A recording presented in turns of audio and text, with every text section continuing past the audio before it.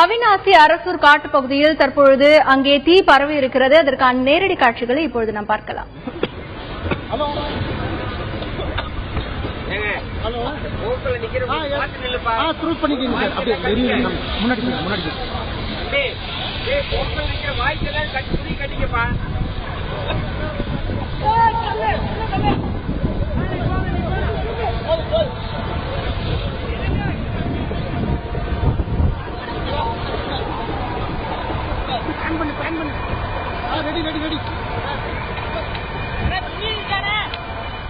அவிநாசி அரசூர் அருகே காட்டுப்பகுதியில் தீ விபத்து ஏற்பட்டிருக்கிறது. அங்கே இருக்கக்கூடிய எமது செய்தியாளர் நேசராஜ் தொலைபேசி வாயிலாக இருக்கிறார். அவரிடத்தில் கூடுதல் விவரங்களை கேட்கலாம். நேசராஜ், சொல்லுங்க, அந்த பகுதியில காட்டு தீ எப்போதிலிருந்து பரவி இருக்கிறது? இப்ப அங்க இருக்கக்கூடிய நிலவரம் என்ன, சொல்லுங்க நேசராஜ்.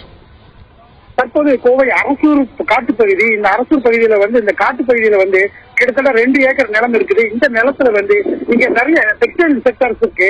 அவங்க கழிவு பண்டு இந்த இடத்துல போட்டு கொட்டி இருக்கிறாங்க. இதுல எதிர்பாராத விதமாக இங்க தீ பிடிச்சிருக்குது. இதுல கிட்டத்தட்ட 20க்கும் மேற்பட்ட தீயணைப்பு வாகனங்கள் தண்ணி அணைக்கிற இதுல முயற்சி பண்ணிட்டு இருக்காங்க. ஆனா இன்னும் அணைக்க முடியல. இந்த தீயானது பக்கத்துல உள்ள தோட்டத்துக்கும் பரவுது. இதனால ஒரு பரபரப்பான சூழ்நிலை நிலவி வருது. அதே போல கோவையிலிருந்து மத்திய பகுதியிலிருந்து தீயணைப்பு துறையினர் வந்துட்டு இருக்காங்க. அந்த தீயணைப்பு துறையினர் அந்த தண்ணியை தூக்கி வச்சிட்டு இருக்காங்க.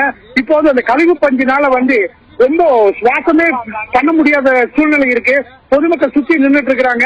அதே போல பக்கத்துல உள்ள அனைத்து லாரிகளையும் அவங்க கொண்டு தண்ணியில இது பண்ணிருக்காங்க. இப்போ இத பாத்தீங்கன்னா மிகப்பெரிய தீயா இருக்குது. இதை அணைக்கிறதுக்கு கிட்டத்தட்ட 3 மணி நேரத்துக்கு மேல ஆகும் அப்படின்னு தெரிவிச்சிருக்காங்க. குறிப்பா 12-15 லாரிக்கு மேல தண்ணி வச்சு அடிச்சிட்டு இருக்காங்க. புகை மூட்டம் அதிகமா இருக்கிறதுனால கிராமப்புறங்களில் இருக்கிற பொதுமக்களும் சுவாசம் பண்றதுக்கே ரொம்ப பிரச்சனையா இருக்குது.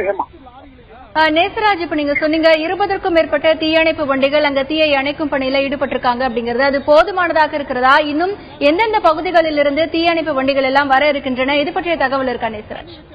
குறிப்பா மத்திய பகுதியில இருந்து தீயணைப்பு வண்டி வந்திருக்கு. 5 வண்டி வந்திருக்காங்க. அதே போல பீளமேடு பகுதியில இருந்து 3 வண்டி வந்திருக்காங்க. இது போக தண்ணி வண்டி தனியா சொல்லியிருக்காங்க. அந்த வண்டி வந்திருக்கு. இப்ப 15 வண்டி இந்த தீயணைக்கும் பணியில இருக்காங்க. இதுல குறிப்பா பாத்தீங்கன்னா இந்த பொதுமக்களும் ஆங்காங்க மண்ணை போட்டு மூடிட்டு இருக்காங்க இந்த தீயை அணைக்கிறதுக்காக. இருந்தாலும் இந்த தீயை கட்டுக்குள் கொண்டு வர முடியல. இது வரைக்கும் இன்னும் 3 மணி நேரம் ஆகும் அப்படின்னு தெரிவிச்சிருக்காங்க. குறிப்பா தீயணைப்பு துறையினர் கிட்டத்தட்ட 50க்கும் மேற்பட்டவர் இந்த பணியில ஈடுபட்டு இருக்காங்க. இங்க பாத்தீங்கன்னா இந்த விஷுவல்ஸ் பாத்தீங்கன்னாலே நிறைய புகை மூட்டமா இருக்கும். நின்று எடுக்க முடியாத சூழ்நிலையை நிலவி வருது. நேசராஜ், இப்போ இந்த அரசூர் பக்கத்துல கிராம பகுதிகள் ஏதாவது இருக்கா? இப்ப இந்த கிராம பகுதிகளில் தீ பரவக்கூடிய வாய்ப்புகள் ஏதாவது இருக்கா? அதுக்கு தடுப்பு நடவடிக்கைகள் ஏதாவது பண்ணிருக்காங்களா நேசராஜ்? இப்போ பாத்தீங்கன்னா இந்த தீயணைப்பு வாகனங்கள் இந்த தண்ணி அடிக்கிறது போக அதிகமா வந்துட்டு இருக்குது. இதுல உள்ளே போக முடியாத சூழ்நிலை தான் நிலவி வருது. இருந்தாலும் அந்த தொழிலாளர்கள் ஜூம் பண்ணுமா இப்ப பாத்தீங்கன்னா இந்த தொழிலாளர்கள் உள்ள போயிருக்காங்க. அந்த கழிவு பஞ்சுக்குள்ள அந்த ஓசு அந்த மெல்ட் ஆயிரும் அப்படின்னு தெரிவிச்சிருக்காங்க தீயில. இருந்தாலும் அந்த தீ அணைப்பு வண்டி இவங்க அந்த ஓசை உள்ள போட்டு போய் தண்ணியை தூக்கி எடுத்துட்டு இருக்காங்க. இப்ப தற்போது வரை போதுமான அளவுல தீயணைப்பு வாகனம் வரலன்னு தான் சொல்லணும். இந்த தீ இப்ப கொழுந்துட்டு எரிஞ்சிட்டு இருக்குது. இங்க நிக்க முடியாத சூழ்நிலை நிலவி வருது.